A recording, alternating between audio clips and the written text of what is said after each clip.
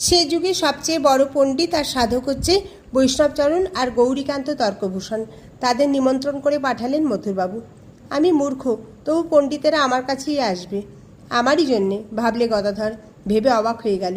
মাগো, এ তোর কি আশ্চর্য খেলা! যে ধান মাপে তার পেছনে বসে আর একজনকে রাশ ঠেলে দেয়, তুই তেমনি আমাকে রাশ ঠেলে দিস। সাঙ্গপাঙ্গদের নিয়ে বৈষ্ণবচরণ চলে এলো দক্ষিণেশ্বরে। বসলো পণ্ডিত সভা।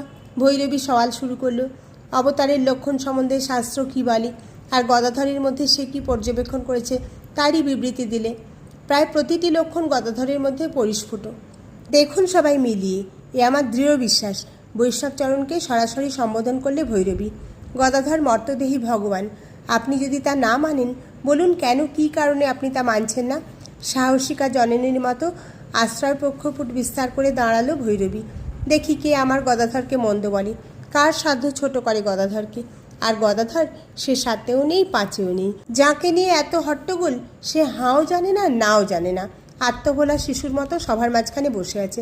কখনো হাসছে, কখনো ফ্যালফ্যাল করে তাকাচ্ছে, কখনো বা বটুয়া থেকে মশলা তুলে মুখে ফেলছে। অবতার হলেই বাকি, না হলেই বাকি, তার কি যায় আসে? সে যেমন আছে বেশ আছে।